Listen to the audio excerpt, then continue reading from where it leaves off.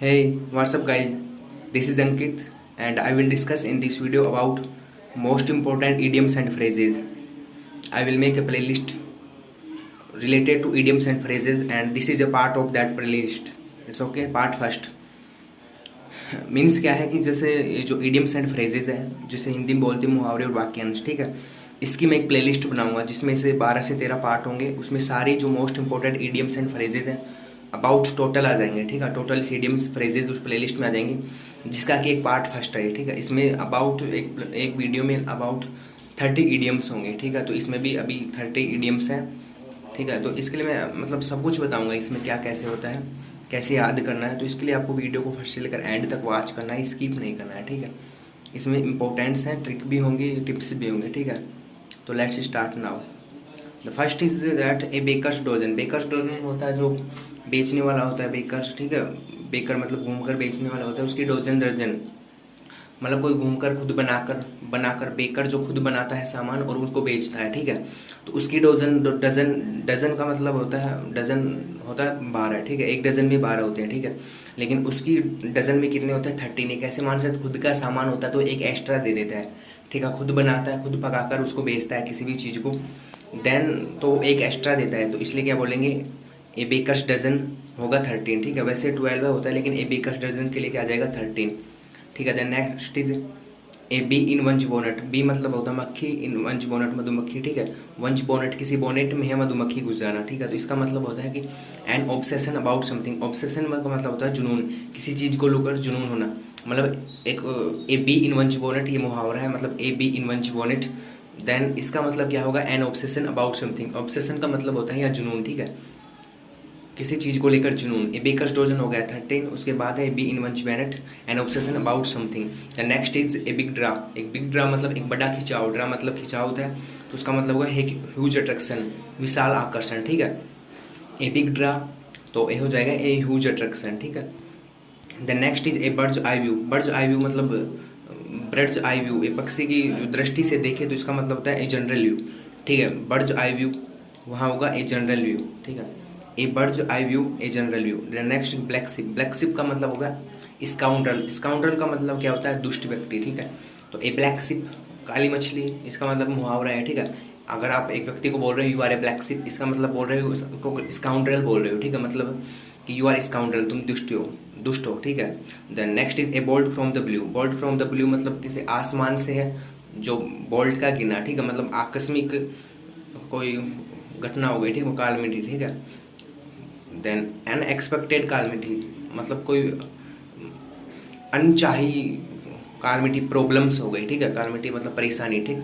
Unexpected कालमिटी मतलब ए bolt from the blue का means होगा अनएक्सपेक्टेड कालमिटी, मतलब देखकर समझ में आ रहा है ए बोल्ट फ्रॉम द ब्लू, आसमान से बोल्ट का गिरना मतलब होगा अनएक्सपेक्टेड कालमिटी, ठीक है। The next A brown study. Brown study का मीन्स क्या होता है, रिवर आई होता है। रिवर आई मतलब होता है डे ड्रीमिंग, दिन में जो सपने देखते हैं उसको बोलते हैं रिवर आई, ठीक है। और उसको बोलते हैं brown study. You are making a brown study. अगर आप किसी जैसे कोई स्टूडेंट्स है, a student is sleeping in the class and he is making brown study, ठीक है। तो इसका मतलब क्या है कि एक लड़का है जो क्लास में सो रहा है और वो ब्राउन स्टडी बना रहा है, तो मतलब क्या है, रिवर आई, दिन में सपना देख रहा है, ठीक है, वो सो रहा है। एंड रिवर आई मतलब होगा दिन का सपन, ठीक है। नेक्स्ट है a cock and bull story. Cock and bull story मतलब मुर्गे की बुल की कोई स्टोरी नहीं है, ठीक है। तो फेक स्टोरी है, मन से बनाई गई, मन गढ़ंत कहानी है, ठीक है। A cock and bull story तो इसकी कोई नहीं है, ठीक। तो उसका मतलब होगा फेक स्टोरी है जो जोड़कर बनाई गई है, ठीक है। Then next is a cry in the wildness. Wildness का मतलब होता है जंगल, ए क्राई इन वेन। अगर आप खुला जंगल है, खूब बड़ा जंगल, उसमें चिल्ला रहे हो, आपकी कोई नहीं सुन रहा है तो मतलब व्यर्थ है। और इन वेन का मतलब होता है व्यर्थ हो, ए क्राई इन वेन, आप व्यर्थ में चिल्ला रहे हो। The next is a dark horse. Dark horse का मीन्स क्या होता है, जैसे छुपा हुआ रुस्तम। जैसे क्लास के कई टॉपर्स होते हैं उनको पता नहीं होता लेकिन वो लास्ट एग्जाम में, फाइनल एग्जाम में वो क्रैक करके फर्स्ट आते हैं, ठीक है।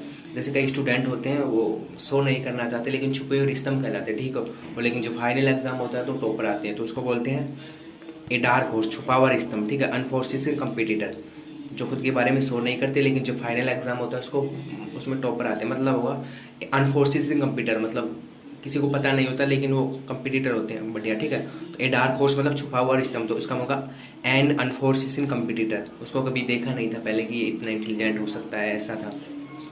ठीक है। देन नेक्स्ट है a dog in manager. Manager क्या होता है, जैसे एक कुत्ता इन मैंजर, जैसे कुत्ते वगैरह का छोटा घर होता है ना उसमें, ठीक है, तो मैंजर उसको बोलते हैं। तो जैसे हुआ ए डॉग इन मैंजर, कुत्ते का मैंजर में होता है, उसका मतलब होगा सेल्फिश पर्सन, ठीक है। A dog in manger means selfish person, a dog is manger selfish person. The next is a fair weather friends, मतलब उचित समय का साथी। Then a friend of good time, a fair weather friend मतलब a friend of good time.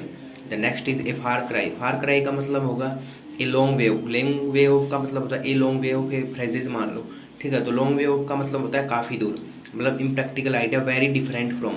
A far cry मतलब होगा, ए far cry एक idioms है, ठीक है, तो उसका मीन्स होगा वेरी डिफरेंट फ्रॉम, मतलब किसी भी चीज़ से, किसी भी व्यक्ति से बहुत डिफरेंट होना, मतलब you are a far cry from me, मतलब तुम मेरे से बहुत डिफरेंट हो, ठीक है। Then next is a feather in one's cap. A feather मतलब होता है पंख इन वंच कैप, किसी की कैप में पंख लगना, ठीक है, मतलब किसी कोई कैप है उसमें पंख लगना, उसका मतलब जो an achievement of which one can be proud of, मतलब ईडियम्स है जिसका मीन्स है an achievement of which one can be proud, एक उपलब्धि है जो कि हमें प्राउड बनाती है, ठीक है। प्राउड मतलब यहाँ है ग्रो, ठीक है। तो ए फीदर इन वंच कैप, किसी की cap, a feather in one's cap. The next is a first charge. First charge का मतलब होगा ए प्रायोरिटी, ठीक है, a priority, a first charge means a priority. The next is a fish out of water, किसी मछली को पानी से बाहर निकाल दोगे तो अनकंफर्टेबल महसूस करेगी, तो a fish out of water to be in uncomfortable position. The next is a fool's paradise. Fools मतलब होता है मूर्ख, और पैराडाइज मतलब हो जाता है स्वर्ग और सलाह, ठीक है, तो यहाँ स्वर्ग मान सकते हो सलाह। तो एक फूल मूर्ख की सलाह, मूर्ख का स्वर्ग मीन्स क्या होता है, happiness based on false hopes. Happiness मतलब खुशियाँ, एक झूठी आशा पर खुशियाँ लगाना, ठीक है। The next A gala day. Gala day मतलब होता है पर्व, गाला डे मतलब खुशी भी होता है पर्व भी होता है। देन ए गाला डे मतलब खुशी का दिन, ए पर्व का दिन, तो ए डे ऑफ फेस्टिविटी किसी त्यौहार का दिन। The next day a hard nut to crack, ठीक है, एक नट है वो क्रैक खोलने के लिए मतलब हार्ड है, तो मतलब a difficult problem, a hard nut to crack a difficult problem. कई इडियम्स है जैसे उसको देख कर ही समझ में आता है, जैसे a hard nut to crack इसको देख कर ही समझ में आ रहा है डिफिकल्ट प्रॉब्लम, ऐसे कई है, जैसे ए गाला डे मतलब ए डे ऑफ फेस्टिविटी। जैसे अगले को देख कर ही समझ में आ रहा है, जैसे ए हिमालयन ब्लंडर मतलब एक बिग मिस्टेक, ठीक है, हिमालयन जैसी ब्लंडर मतलब भी परेशानी होती है, मिस्टेक होती है, जैसे हिमालय जैसा विशाल कोई परेशानी है, ब्लंडर है, ठीक है, तो इसका मतलब होगा a big mistake. The next is A left handed complement. Left handed complement का मतलब होता है तारीफ करना, किसी की प्रशंसा करना, तो इसका मतलब है इनसिंसियर कम्प्लीमेंट है। इनसिंसियर मतलब झूठी कम्प्लीमेंट है, तारीफ करना। ए लेफ्ट हैंडेड कम्प्लीमेंट मतलब होगा कि इनसिंसियर कम्प्लीमेंट, ठीक है। ए मैन ऑफ लेटर, ठीक है, एल ई आएगा, ठीक, तो ए मैन ऑफ लेटर का मतलब क्या होगा, जैसे स्कॉलर होगा, ठीक है, विद्वान, ठीक है। ए मैन ऑफ लेटर्स का मतलब होगा क्या होगा, विद्वान हो जाएगा, ठीक है, मतलब उसको नॉलेज खूब है, ठीक। एरुडाइट भी बोलते हैं इसको, एरुडाइट, ERUDITE, ठीक है, एरुडाइट भी बोलते हैं स्कॉलर को। ए मैन ऑफ लेटर्स, एरुडाइट या स्कॉलर, दो में से कोई भी एक आ सकता है, ठीक। द नेक्स्ट है ए मैन ऑफ आर्ट्स, मतलब मैन ऑफ आर्ट्स उसको अलग अलग एरिया में अलग अलग नॉलेज हो, मतलब कई व्यक्ति होते हैं उसको हर एक चीज़ का नॉलेज है, किसी में भी education, social media, about everything के बारे में उसको नॉलेज होता है, ठीक है। से a man with great ability in many different areas, तो वो बोलेगा ए मैन ऑफ पार्ट्स, ठीक है, उसको बोलेगा तरीका ए मैन ऑफ पार्ट्स जो हर एरिया में एबल है, ठीक। The next day A man of straw. Straw मतलब आप जानते हो घास और तिनका होता है, ठीक है, तो एक घास का व्यक्ति, एक घास का आदमी मतलब हो गया one who has no influence, जिसका कोई प्रभाव नहीं है, ठीक है। A man of straw means क्या हो जाएगा, one who has no influence. A man of straw one who has no influence मतलब उसका कोई प्रभाव नहीं है। The next is a moot point. Moot point मतलब होता है जैसे मूट पॉइंट वो विवाद, ठीक है, विवाद से रिलेटेड है, मूट पॉइंट है विवाद है, ठीक है। देन अनडिसाइडेड, कंट्रोवर्शियल यानी विवाद। ए मूट पॉइंट मतलब हो गया अनडिसाइडेड, कंट्रोवर्शियल, ठीक। देन नेक्स्ट इज मूट का मतलब विवाद होता है, तो यहाँ से भी कंट्रोवर्शियल विवाद आ जाएगा, ठीक है, तो same same. A moot point मतलब हो गया एंड कंट्रोवर्शियल और undecided. Then next is a pipe dream. Pipe dream, a pipe dream इसका मतलब होता है अनअटेंडेबल गोल, ठीक है।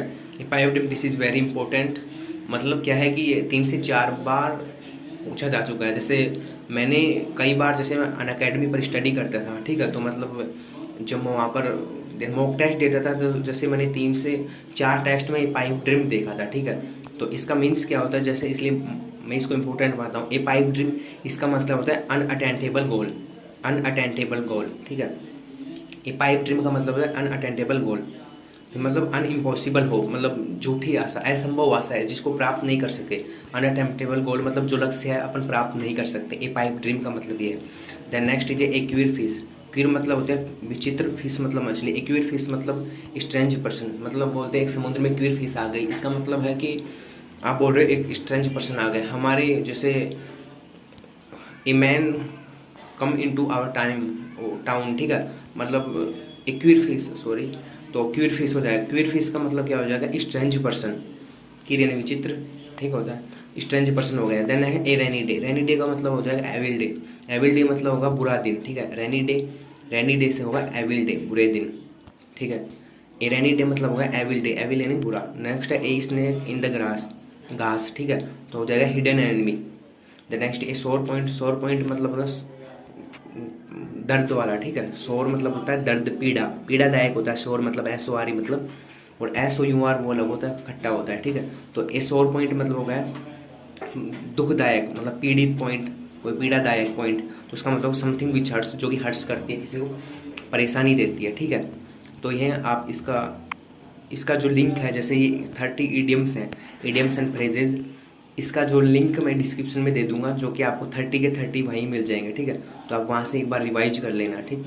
अगर वीडियो अच्छा लगा हो तो इसको लाइक कर देना, दोस्तों के साथ शेयर एंड सब्सक्राइब कर देना चैनल को, ठीक है गाइज, बाय।